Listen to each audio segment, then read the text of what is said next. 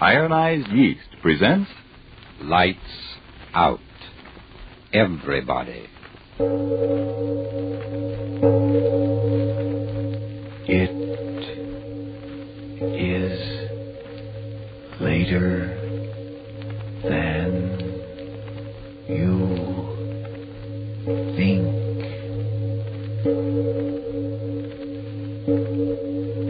This is Arch Oboler. Tonight, the makers of Ironized Yeast bring you a story not of imaginary terrors. No, ladies and gentlemen, tonight's play will thrill and chill you beyond any power of the supernatural, because this story is based on cruel, grim reality. So tonight we urge you not to avoid this excitement and tension. Rather, we urge you to turn your radios up and listen as you've never did before.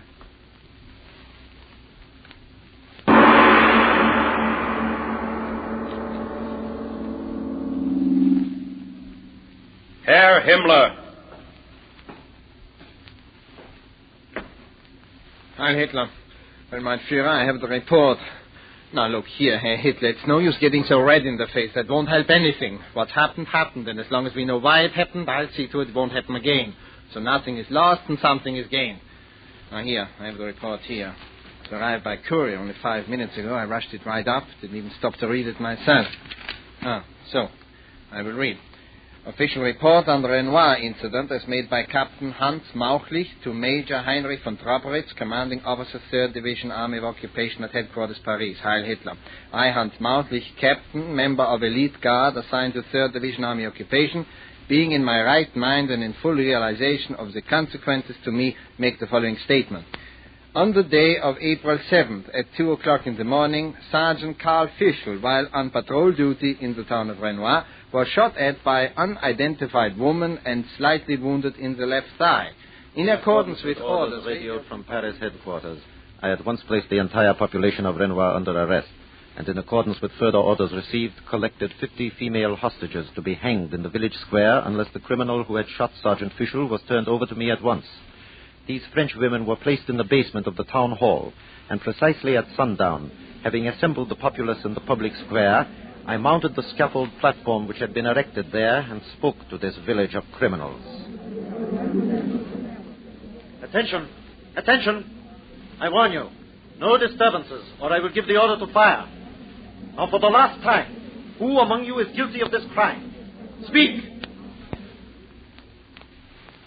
So, very well. The next time, every man and woman in this town will be deported for hard labor in the Reich.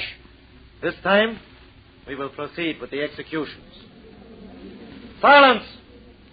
Sergeant, the first prisoner.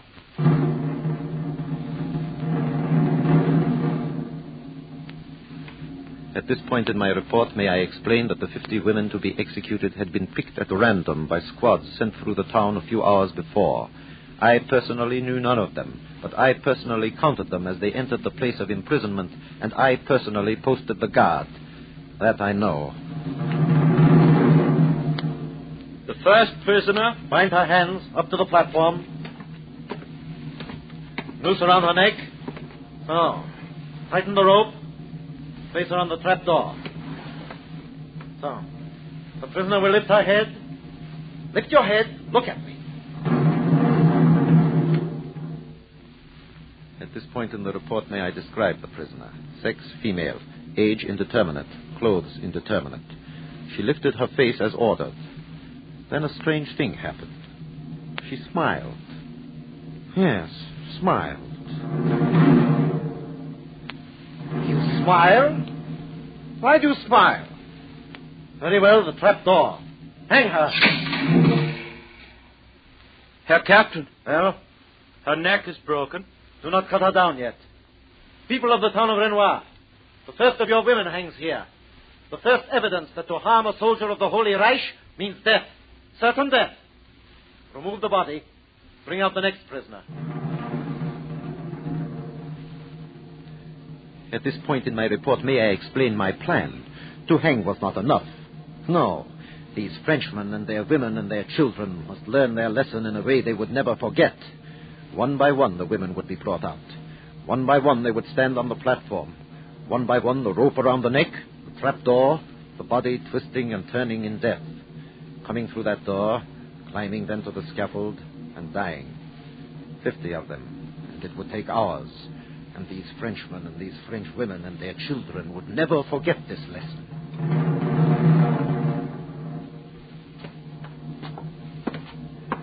Bring her here over the trapdoor. Rope around her neck. No, do not bind this one. It is better that they out there see her dance at the end of the rope. The other die too quickly. Ready? Yes, Captain. The prisoner will lift her face. Lift your face. Your face. You are related to the one who just died. Answer me. Very well. People of Renoir, you see before you the second of you who is to die for the crime against the Reich. This one, I can see, is related to the first. A sister, perhaps. It will not save her. The crime must be avenged. You laugh? Hang her. Herr Captain, her neck is broken. Broken? So small a woman? Why should... Sergeant, they drop too far. Shorten the rope. Let them struggle before they die. The next prisoner... At this point in my report, may I state that all day it had been threatening rain. In spite of that fact, I had not felt it good psychology to postpone the executions. At this point, the time was 4:30, and the sky was getting quite dark, but I was determined to complete the executions. By the time the next woman stood on the scaffold, it was very dark. People of Renoir, the third criminal to die for the crime against the Reich. The crime must be avenged. You laugh too? Why? You're going to die? Why do you laugh? You will know. Hang her.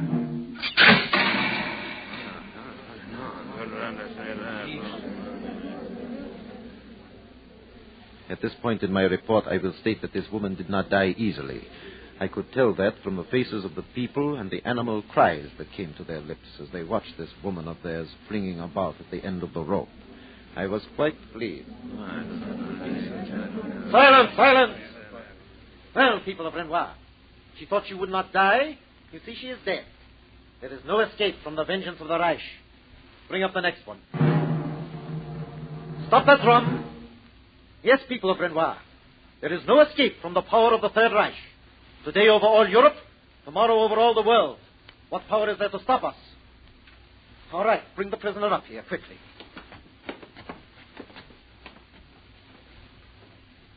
At this point in my report, may I say it was darker than before. The clouds. There was a feeling of an electrical storm in the air. Hurry her up there, hurry her up. Sergeant, turn on the floodlights. Let no one move. Shoot down anyone who tries to leave the square. Do not think the storm will make any difference. Here you are, and here all of you will stay until the last one of your criminals is hanged. All right, soldier, do not stand there. The noose, put it around her neck. No.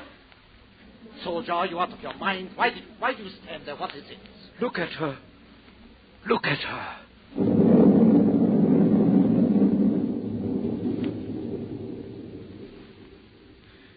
At this point in my report, I wish to state that I am not sure if I am in my right mind completely now. But at the time I am speaking of, I knew exactly what I was hearing and seeing. Captain, look at her. I tell you, look at her. You? Sergeant. Yes, Captain. The bodies, are they down there? Yes, Captain. How many? Answer me, how many? 3. 3? 3. So, you, woman, you think you make jokes with me. You are of the same family. Yes, that is it. You are of the same... Hang her.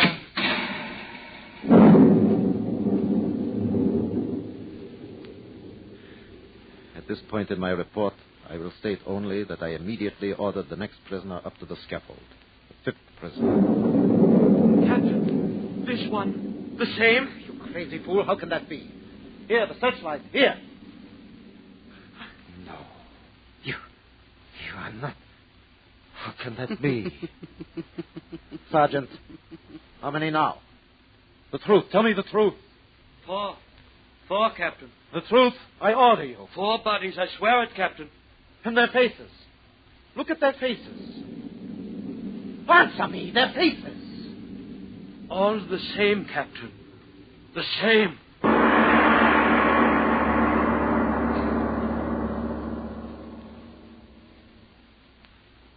Ladies and gentlemen, let's take a moment now to look around to reassure ourselves that we are where we are in the free America of today, where thousands of people are able to say, Man, oh man, am I going good. Making more money than I ever did.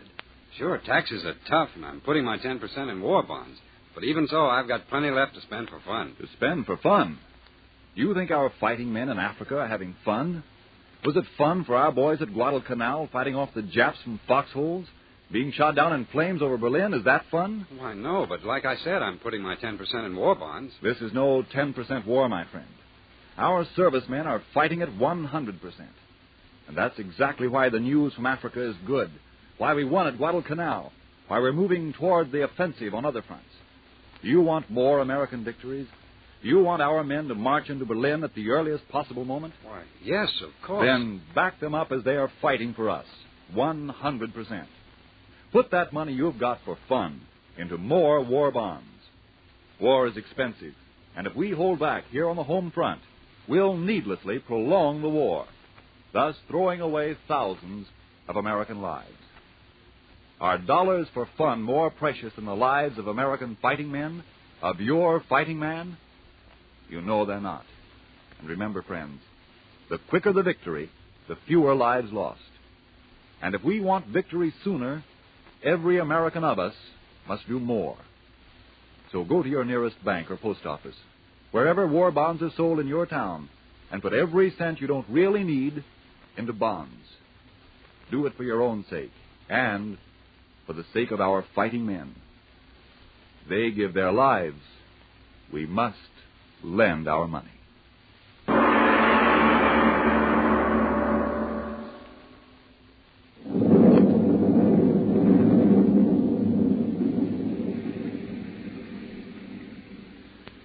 At this point in my report, I say only that it began to rain, a terrible rain. And we stood there in the rain. The people all round the scaffold, my soldiers, and on the platform the hangman and I, and the woman.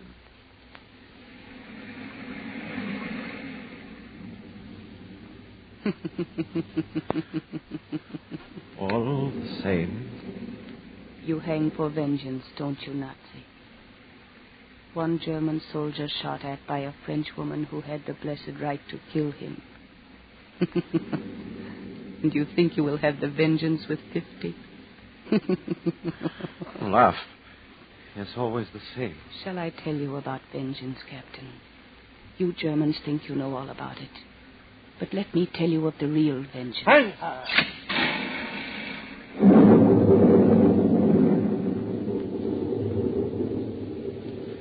At this point in my report, I will tell you of my thoughts. These women, the same, was not possible. I left the scaffold and went below to where the bodies lay. With my flashlight, I looked. Broken necks, the faces quite the same. Shut off the light, I climbed back to the scaffold. I was not disturbed, because now I understood. The families of these French were large, and all these were sisters. 5 sisters. Yes, trying to frighten me. Well, that was ended with their broken necks. I ordered out the next woman for her execution. People of Renoir, there will be no further demonstrations of any sort. You will stand there in the rain until all your women criminals are dead.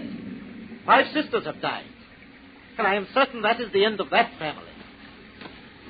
And who is this frightened one with her hands in front of her face? All right, keep them there. Corporal, get the new noose around her neck. Hang her quickly. What? A face. Another one. Oh, you French, such families. Worthy of we Germans. But we have men, and you give birth to useless women. 6 women, and all of them born to be hanged. Shall I tell you about vengeance, Nazi? What? You Germans think you know all about it. But let me tell you of the real vengeance. Captain, the other one said those words. Shut your mouth. You, woman, how do you know the words your sister said? I said them. How could you? You think you know about vengeance, you Germans. Well, you don't. Vengeance, too, has to be based on truth. And what is your vengeance? You began a war once and lost it. To whom did you lose it? To these little people? To that little rabbi whose back you broke in a concentration camp? To that little child who suffocated under her mother's body in Poland? Hang her!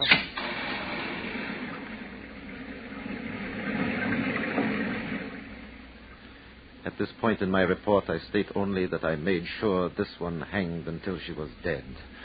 And then I waited a little while before I ordered the next one out. The rain was very heavy. All the people stood there in the square below the scaffold, heads bowed to the rain. And in the light of the searchlights, they and the soldiers guarding them were like living dead, standing there unburied. Captain, this one, she's the same. What? Maya, bring her up here. No. You hanged her and she's not dead. Not dead. Who is he? Run for your lives. Run. Run. Bring her up here. She is not the same. She can't be the same one. Turn the searchlights on her. The same one? Run! Stand where you are. Then open fire. Shoot them down. Sergeant Corporal, where are you running? Stand, soldiers. Do not run. I order. The lights. Why did you turn out the searchlights? Turn them on. I order you to turn them on. My soldiers, gone. Are you frightened, Captain? Put the rope around my neck. You are not sane. I saw you hang. Put the noose around my neck. The bodies, I can see them down there. Hang me. You want your vengeance. 50 times the rope must stretch. 50 bodies piled like cordwood. And you call that vengeance? Shall I tell you of vengeance, Nazi? The vengeance of the people of the murdered republics. What was their crime? They wanted freedom from poverty. And your battleships stood off their shores, and your airplanes filled their skies and gave them blood to drink. Their own. The vengeance of the people of Poland. What was their crime? They wanted to live, just to live. So the treads of your tanks ground them into the dirt, and then your bombs lifted them out of the dirt. The vengeance of the people of Belgium, whose crime was that they were weary of a battle they did not quite understand because you had given them confusion. And so you stripped them of human dignity and made them slaves to live on bloody knees before the masters of your Reich. The vengeance of Holland. Oh, that will be a horrible vengeance, Nazi. For their crime was the crime of being men, of standing up and saying, this is our land and this is our freedom. Dare take them from us. So you swept over them. And when they could no longer fight, you took your vengeance by the murder of 40,000 of them. And the vengeance of Great Britain. Oh, that will be a terrible vengeance, Nazi. It will be a vengeance that will... Oh, I will hang you. Rope around your neck. Now talk.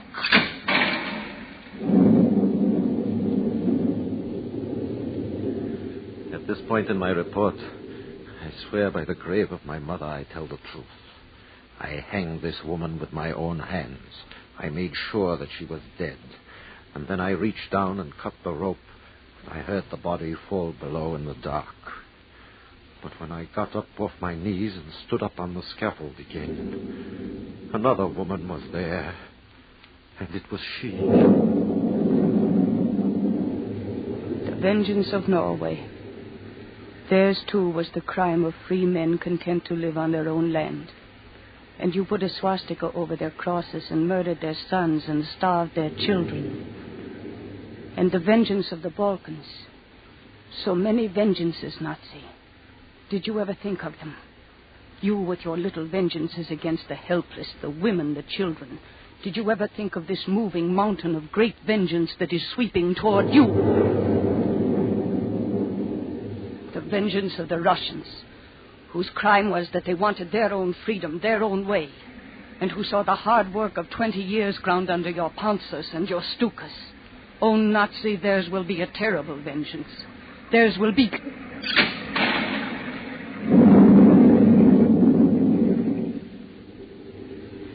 And then there was another one. Another, but the same. And the vengeance of the Americans. Their crime, that they were strong and they didn't like you and they laughed at you. And then their laughter turned to anger, and you were afraid of their anger, so you lifted another one's hand and gave them the treachery of a knife thrust in the back. And you drowned their men in the seas, and you...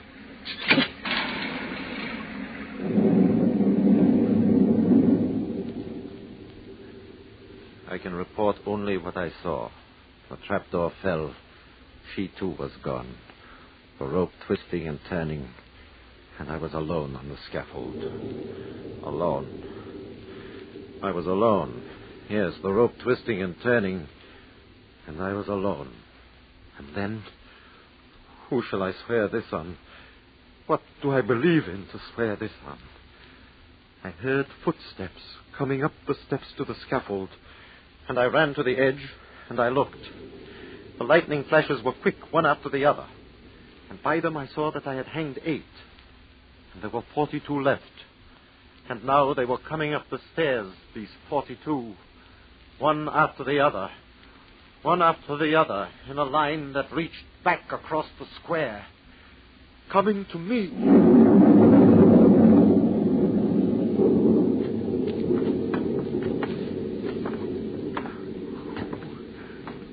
Who are you? What do you want?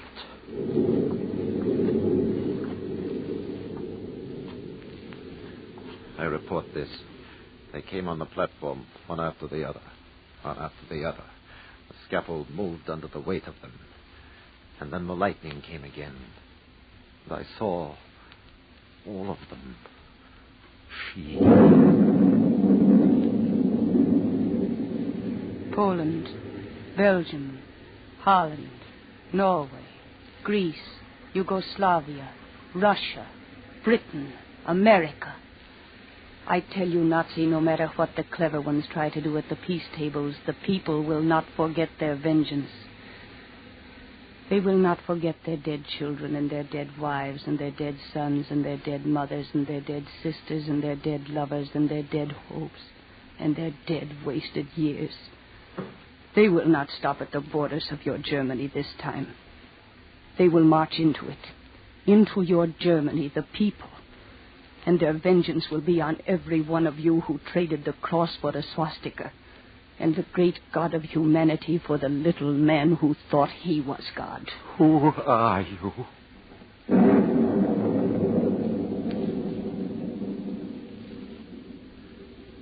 I report only this one last thing.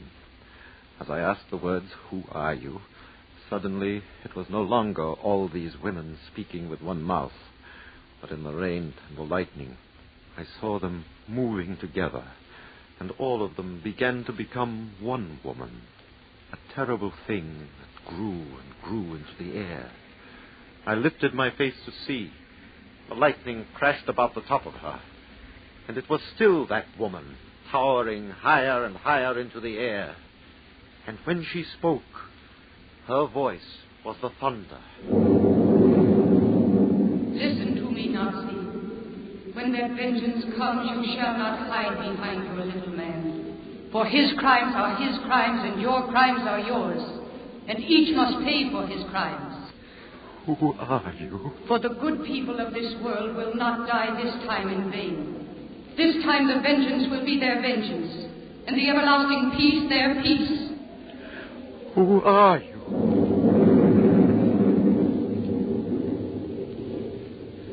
I report, I asked that, and suddenly I was lifted in the air.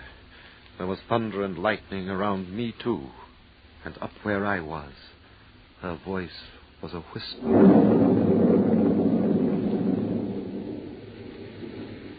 I am a French woman who stayed away from my own land too long. So long that some of my countrymen had forgotten that even the memory of me lives only where men fight for me. Who are you?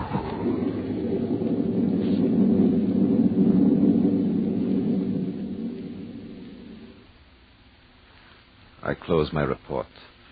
This Frenchwoman told me her name, and she told me a place. Through the thunder crash I heard her. And then the lightning struck, and I was falling through the air.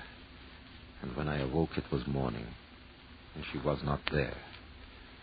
And the scaffold was burned to the ground, and there were no bodies, and the village square was empty. This is the end of my report. Can you imagine such a report, mein Führer? A woman who grows into the sky. Of course, the man will be shot. Wait a minute. There seems to be an addition to the report. It says, note, the French woman said she could be found at latitude 41 degrees north and at longitude 74 degrees west. Investigation indicates this is a place in the Western Hemisphere known as Bedloes Island. Further investigation indicates that there is only one French woman on this island. She is called the Statue of Liberty?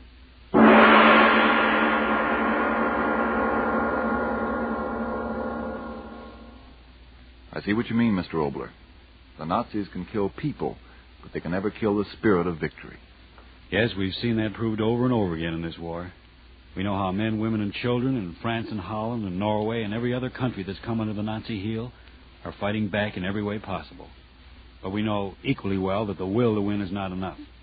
You can't fight the Japs or the Nazis with courage alone.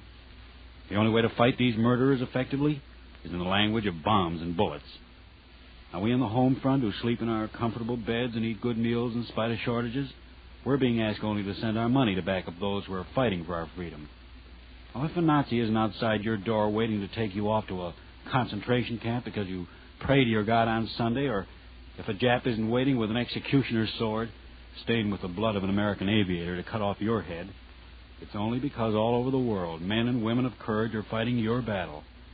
So the next time you take out $1 and think, oh, what can I buy now? Think again. Is there anything I want more than I want a world of peace and justice and security of loved ones back home again? And then do what your heart and mind tell you must do. Put every dollar and dime you don't need for actual necessities into this fight by putting them into war bonds and stamps. This may be our last chance to buy the right to live as free men. Thank you, Mr. Oboler. Friends, the makers of ironized yeast have been very happy to dedicate tonight's program to our government's second war loan drive. And now, Mr. Oboler, can you tell us a little about next week's story? Well, before I do that, I'd like to personally thank the Ironized Yeast folks for giving me the opportunity of presenting this play to you tonight. A word of thanks, too, to Edgar Barrier and Mercedes McCambridge, and to Hans Conried and Lou Merrill. As to next week, well, if you've ever wished on a star, listen in. For the play has the provocative title of The Heavenly Jeep. To you lovers of the off the beat, a cordial invitation to be with us when the Heavenly Jeep takes off. Yes, tune in next Tuesday again for Arch Oboler's eerie story, The Heavenly Jeep. And if you need more vitamin B1 and iron, be sure to try ironized yeast. But remember, there's only one ironized yeast. You'll know it instantly by the yellow and orange package and by the big letters IY on the container and on each tablet. It is later than you think.